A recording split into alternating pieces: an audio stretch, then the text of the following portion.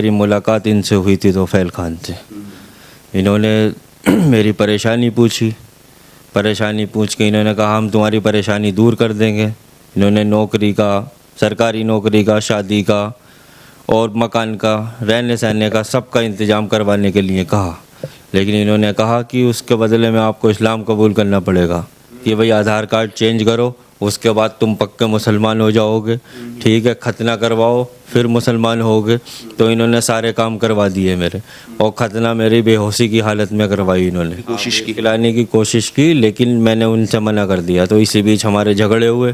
तो इसी दौरान मैं फिर वापस चला गया घर 2017 में, और मैंने हिंदू धर्म अपनाया वहाँ पर जाकर। मैं मुख्यमंत्री जी से गुहार लगाता हूँ कि मेरी एप्लीकेशन पर गौर किया जाए और कड़ी से कड़ी कार्रवाई की जाए। जो पीड़िता मैंने सही है वो आगे किसी के साथ ना हो। नमस्कार, स्वागत है आपका एडवांस इंडिया पर। मैं हूं नवीन चौहान। इस वक्त कैमरे पर जिन शख्स को आप देख रहे हैं, इनका नाम इस वक्त चंद्रशेखर है, लेकिन लगभग 2 से 2.5 साल इस्लाम धर्म को जी कर आए हैं। इनका नाम हुआ था मोहम्मद हिलाल, और यह सब करने वाला था तोफैल खान, वही मदरसा संचालक जो किस तरीके से एक फर्जी मदरसा चलाता है निजामुद्दीन इलाके में। ये मेरे साथ चंद्रशेखर हैं, जो आज अपनी आप बीती बताएंगे कि कैसे जब ये अमरोहा से दिल्ली आए थे तब सपने थे कि वहां जाऊंगा, नौकरी करूंगा। ये निजामुद्दीन दरगाह पहुंच गए, वहां इन्होंने माथा टेका, दुआएं मांगी और कहा कि मेरी नौकरी लग जाए बस। और वहीं मुलाकात हो गई तोफैल नाम के शख्स से, और उसके बाद जो उसने किया, कैसे ने गाय का मांस खिलाने की कोशिश की, कैसे इनका जबरन बेहोशी में खतना करा दिया गया। बहुत ज्यादा मार्मिक और हैरान करने वाली कहानी इनकी आप बीती आपके सामने रखने जा रहा हूं, जिसे देखकर आपको समझ आएगा कि आखिर कैसे इस्लाम में इनकी एंट्री हो गई। गैर कानूनी ढंग से इनको हिंदू से मुसलमान बना दिया गया। मेरे साथ हैं चंद्रशेखर। चंद्रशेखर, क्या कुछ हुआ था, कब की ये बात है, पूरी कहानी आप बताइए अपनी, कि आखिरकार कैसे आपको तोफैल मिला, किस तरीके से आपको कश्मीरी लड़की से ब्याह करने के सपने दिखाए कि आपकी जिंदगी बदल दूंगा, आपको घर दे दूंगा, क्या कुछ हुआ बताइए सर। सर, मेरा नाम चंद्रशेखर है, मैं अमरोहा का रहने वाला हूँ, और मैं 2013 में दिल्ली आया था फ्रेंड के साथ। तो वहाँ पे मेरी मुलाकात इनसे हुई थी तोफैल खान से। इन्होंने मेरी परेशानी पूछी, परेशानी पूछ के इन्होंने कहा हम तुम्हारी परेशानी दूर कर देंगे। इन्होंने नौकरी का, सरकारी नौकरी का, शादी का और मकान का, रहने सहने का, सबका इंतज़ाम करवाने के लिए कहा। लेकिन इन्होंने कहा कि उसके बदले में आपको इस्लाम कबूल करना पड़ेगा। तो मैंने पहले मना कर दिया, लेकिन जो है इन्होंने फिर कहा, लालच दिया पैसों का, 50,000 रुपये दिए मुझे अमरोहा आके, तो इन्होंने इस्लाम कबूल करवाया। तोफैल आपके घर अमरोहा पहुंच गए? यस। और आपको 50,000 रुपए दिए? 50,000 रुपये दिए, कलमा पढ़ाया इन्होंने वहाँ पर। वहीं पर आपको कलमा पढ़वा दिया? जी, अमरोहा में मेरे घर पर। फिर क्या हुआ? फिर उसके बाद पैसे देख के मैं खुश हुआ कि भाई सब कुछ ऐशो आराम मिल रहा है, रहने सहने का घर मिल रहा है। तो उसके बाद जो है मैं इनके साथ आ गया। फिर इन्होंने मुझे 6-7 महीने अपने पास रखा। उस टाइम की 10,000 रुपये आपको देंगे, तो इन्होंने 10,000 रुपये देने चालू कर दिए। जब इनकी पढ़ाई पूरी हो गई तो इन्होंने उसके बाद कहा कि भाई पक्के मुसलमान जब बनोगे जब तुम्हारी खतना हो जाएगी। इस दौरान मैं घबरा के घर चला गया। आप यहाँ पे कहाँ रहने लगे थे जब आपने इस्लाम कबूल कर लिया, कलमा आपने पढ़ लिया? तो यहाँ पर आपका ठिकाना कहाँ हुआ, आप कहाँ रहा करते? मदरसे में, इनके मदरसे में, मदीना मस्जिद, जो निजामुद्दीन क्षेत्र में पड़ता है, उसी मदरसे? निजामुद्दीन क्षेत्र में DPS कॉलेज के पीछे। तो वहीं पे आपका रहना हो गया? वहीं पे रहना सहना, इन्होंने कमरा दे दिया, वहीं पे पढ़ाते थे। इनकी बीवी आफरीन पढ़ाती थी।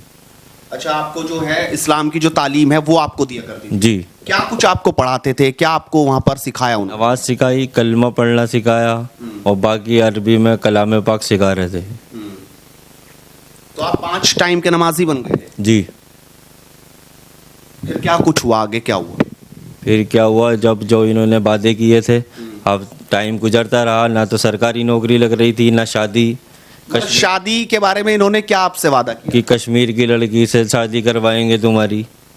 और जो है फिर वहाँ से कोई रेस्पॉन्स नहीं मिला तो इन्होंने कहा भाई ये मेरी साली है, ये भी बहुत सुंदर है, इससे शादी कर लो।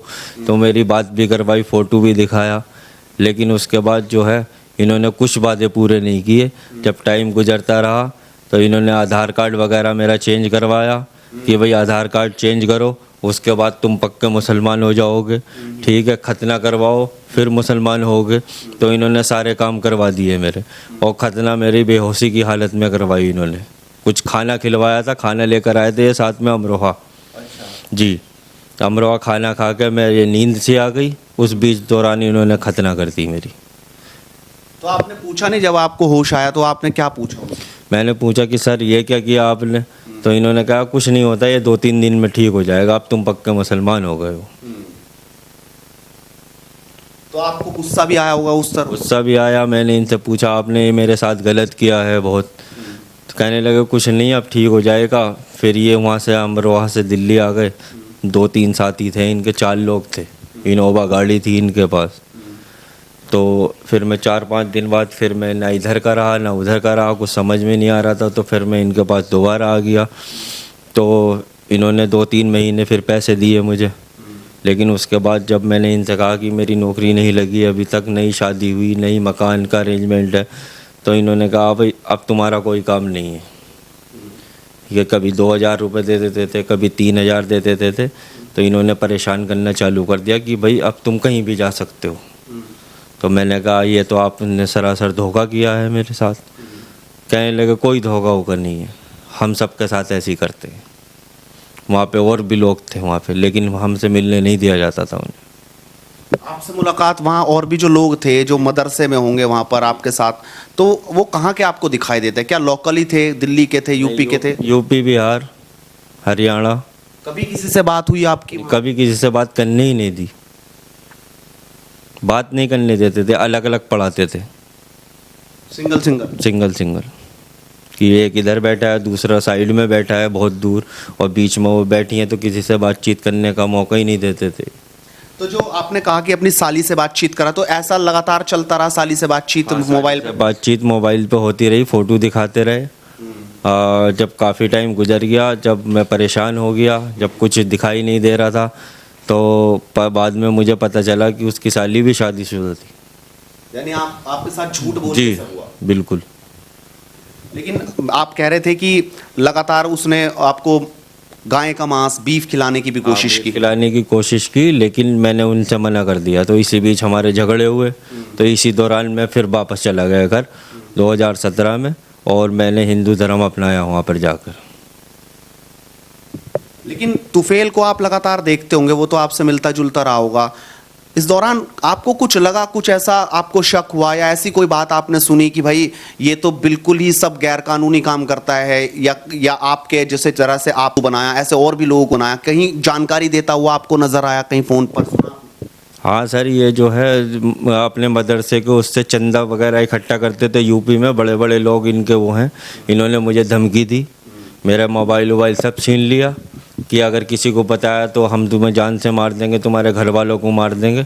मुझे इनसे जान माल का खतरा है, क्योंकि मैंने बहुत डरते डरते अपनी एप्लीकेशन दी है मुख्यमंत्री जी को, और मुझे उम्मीद है कि मुख्यमंत्री योगी आदित्यनाथ जी से, उनकी सरकार पे पूरा भरोसा है कि मुझे न्याय मिलेगा।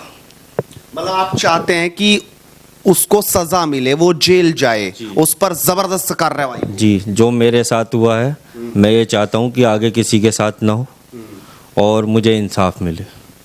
मुझे किसी प्रकार का कोई लालच नहीं है, मैं अपने पूरे होशो हवास में बोल रहा हूँ। मुझे इंसाफ चाहिए, और मुझे पुलिस प्रशासन से, यूपी पुलिस प्रशासन से पूरी उम्मीद है कि मुझे इंसाफ मिलेगा।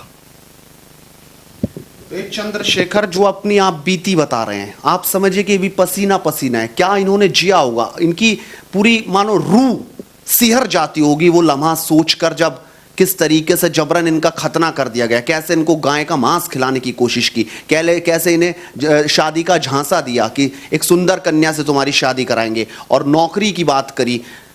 आप समझ सकते हैं। तो आप मानते हैं कि अब कहीं ना कहीं कार्रवाई कड़ी होनी चाहिए, और तुफेल जैसे लोग जो हैं वो जेल के अंदर होने चाहिए? जी बिल्कुल, मैं मुख्यमंत्री जी से गुहार लगाता हूँ कि मेरी एप्लीकेशन पर गौर किया जाए और कड़ी से कड़ी कार्रवाई की जाए। जो पीड़िता मैंने सही है वो आगे किसी के साथ ना हो।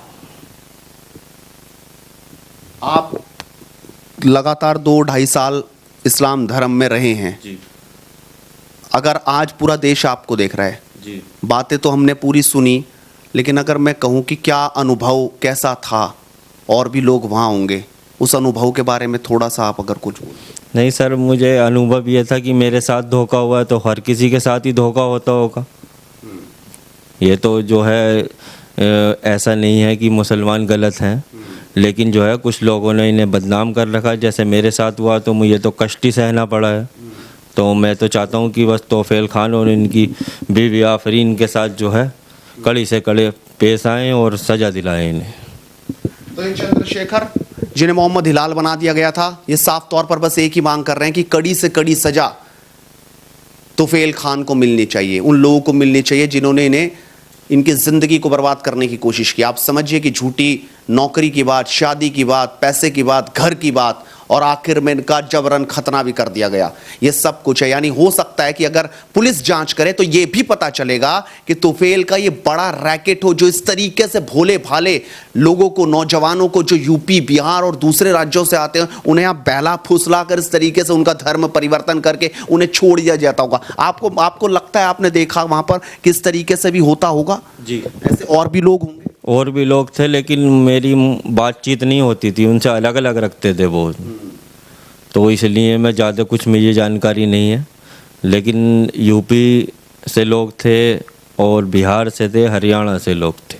क्या आपको डर लगता है जिस तरीके से तौफील है वो लगातार धमकाने की भी कोशिश की होगी, और जिस तरीके से लोग पावर की अपनी बात करते हैं कि मैं ये कर दूंगा वो कर दूंगा, आपको डर भी लग रहा है इस वक्त? बिल्कुल मुझे डर लग रहा है। मुझे मेरे फैमिली वालों को जान-माल का खतरा है और कृपया मेरी सुरक्षा के मद्देनज़र ये कार्रवाई की जाए, जिससे मेरे घर वालों के ऊपर कोई आंच ना आए।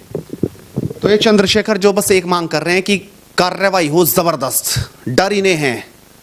और आपने इनकी आप बीती खुद सुनी, आप भी अपनी राय रखिए और लगातार जुड़ रही है एडवांस इंडिया के साथ, क्योंकि मुद्दे की बात इसी तरीके से बदस्तूर जारी रहेगी। नमस्कार।